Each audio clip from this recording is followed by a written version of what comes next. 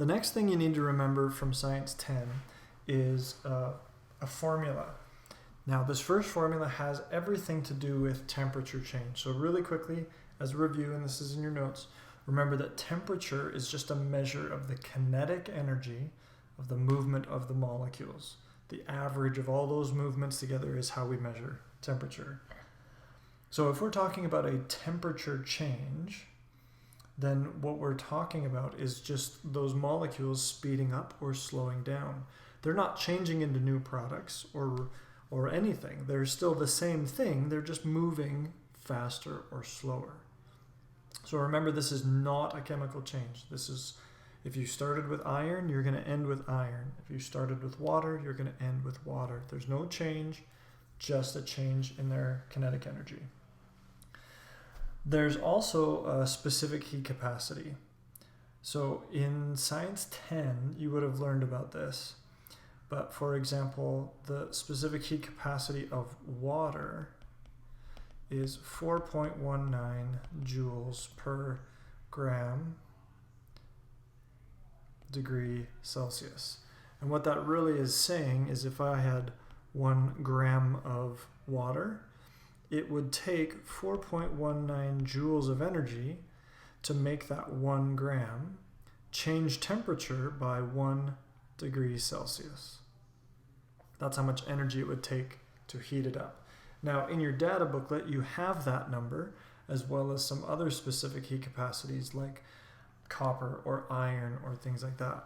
If you look at those, what you'll notice is the specific heat capacity of water is very, very high, especially compared to any of those other metals, which is why things like copper and aluminum can be used for cooking pans and things like that, because they heat up very rapidly. They need less than 1 joule per gram degree Celsius, where water needs 4. So it's over 4 times harder to heat up water than it is to heat up iron, and even more so than copper because it's a lower number. So that's your specific heat capacity, which we always show as C. Another thing you need to remember, that if we're talking about water, that 1 gram of water is equal to 1 milliliter. So 1 milliliter has a mass of 1 gram. We're going to do a lot of switching back and forth between those. And most of the time, if they don't give you a specific other number, we would assume that anything that's in a solution, a mixture that is an aqueous solution anyway, if they don't give you another number, we're going to assume that all aqueous solutions have the same heat capacity as just pure water would. Some questions will give you a different number, but if they're giving it to you, they want you to use it. If they don't give it to you and it's a solution, we're just going to treat it just like it's water. All right, so let's show the formula now. Now, hopefully you've used this in the past, although it's been a while, so you may not remember it very much. But it's Q equals MC delta T, where Q is a way of measuring the quantity of energy. Let me see if I can write and talk at the same time. And that energy is usually measured in joules or some variation like kilojoules or megajoules. M is mass, and it's measured in grams, or again, some variation of that. C is our capacity, our specific heat capacity.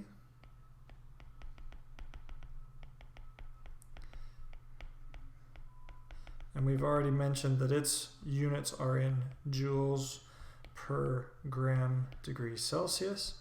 And then delta T is our change in temperature. And that change is measured in degrees Celsius. So these are the typical units we're going to use: joules, grams, joules per gram degree Celsius, and degrees Celsius. There is one exception, and that's, maybe I'll show that to you after the first problem. Let's jump in and do a practice problem here. So they say, example, determine the energy transferred when 115 milliliters of water is heated from 19.6 to 98.8 degrees Celsius.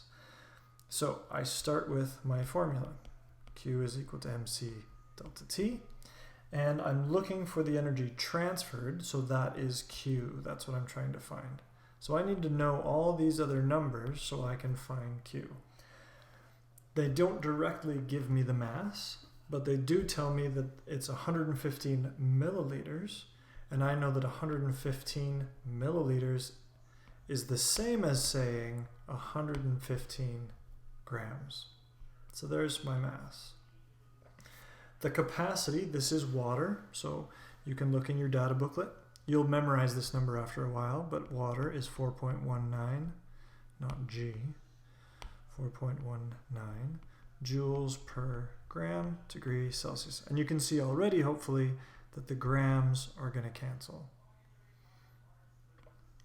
Now I do my temperature change, and I'm going to change temperature from 19.6 to 98.8.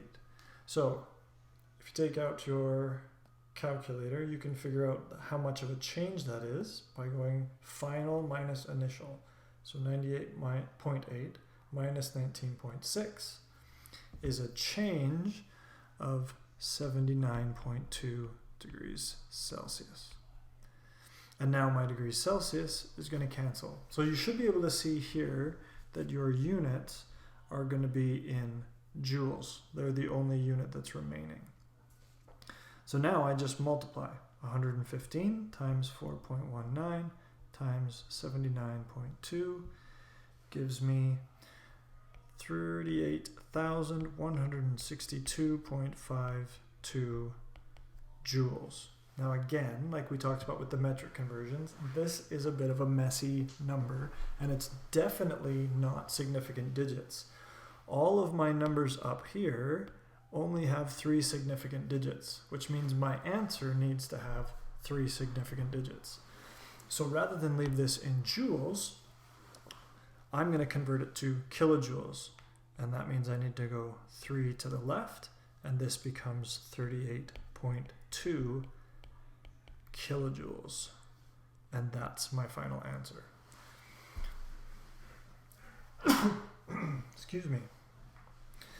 Now, what I mentioned earlier is the units of these can be different sometimes, but you'll notice that they have to cancel. This and this have to be the same. This and this will always be degrees Celsius.